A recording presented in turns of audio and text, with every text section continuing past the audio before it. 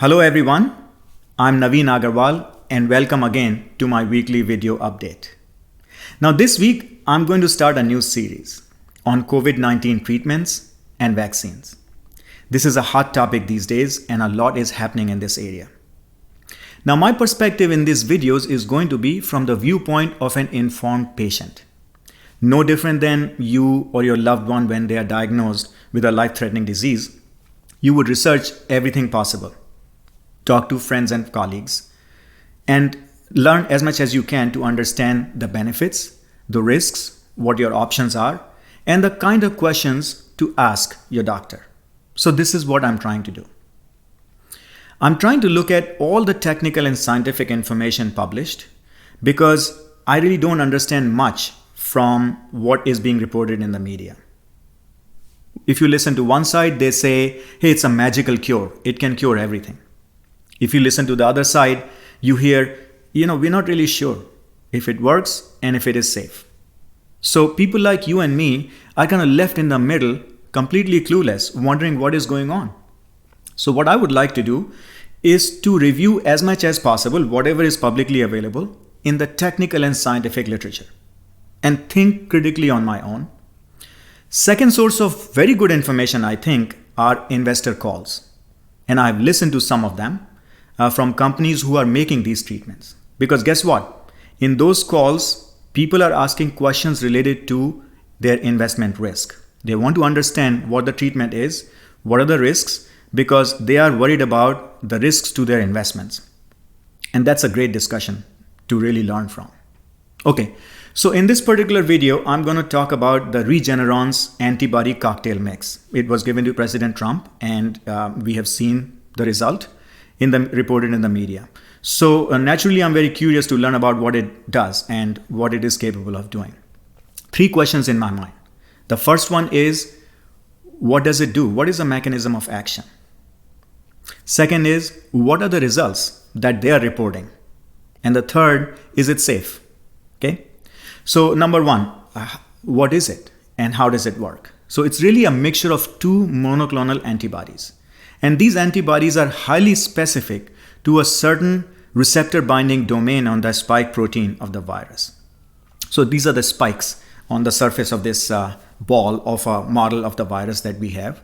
And in that spike protein, there's a region called the receptor binding domain, which allows the virus to go and attach to the cellular wall. There's a receptor at the wall, which it binds. So the whole purpose here is to create an antibody that will recognize this receptor binding domain and attaches to it so that now the virus cannot attach to the cell wall and cannot reproduce. That's the whole mechanism. Why two? Because they are targeted for two specific different locations and they are isolated from two different sources. So they're maximizing the chance of success. And it is produced in a manufacturing environment. So it's highly controlled, high quality, very pure, and very powerful. So our immune system also works in a similar way, but it's not always successful. So the idea here is to give a boost to our immune system. Okay, that's what it is, and that's how it works. So what are the results? So they are reporting results from a clinical study they did with 275 patients. There are other clinical studies going on right now, and they will probably report the results in future. But this is the data I have right now. So in these 275 patients, it was an outpatient setting where these patients were confirmed coronavirus positive, but they were not hospitalized. It was not in the hospital environment. And they had symptoms. So those are the two key points to understand. And they basically divided this 275 patients into three groups: placebo group, low dose group, and a high dose group. Because they wanted to see the dose effect and they wanted to compare with a placebo. So as I said before, our immune system also works, right? So the placebo group is basically studying how well our immune system is working. Okay. And of course, their hypothesis was that with the treatment, they will see a faster effect, meaning the viral load will reduce much faster, and the symptoms will alleviate much faster compared to the placebo group. And at the end of the day, that's exactly what they found. So a little bit about their study. These patients, the mean age was 44, so they were rather young. And there are only 7% of the patients in the 65 and above category, which is the high risk category.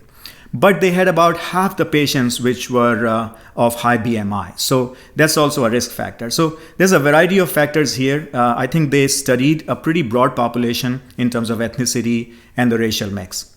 So overall a good study, but a limited small size study. So two key things we learned. We learned that it can reduce the viral load faster. It can also alleviate the symptoms much faster. Now, there are a lot of technical details, I won't go into it, but it is showing that effect. Now, it is showing particularly good effect when the viral load at baseline is high and the immune system has not kicked in, meaning like these patients were seronegative. They're negative on a serological test. So in those scenarios, the effect was even more pronounced. So their hypothesis worked out. Like if you are seronegative or your viral load is high, definitely you are at a much higher risk. And this particular treatment can help it bring it down. It can give a boost to your immune system. It can help alleviate the symptoms much faster. And potentially it can avoid having to go to the hospital. So that is another part. So what? So in the hospitalization data by day 29, what they are showing is that roughly the same number of people were hospitalized between placebo and the treatment group, but the percentage was much lower in the treatment group.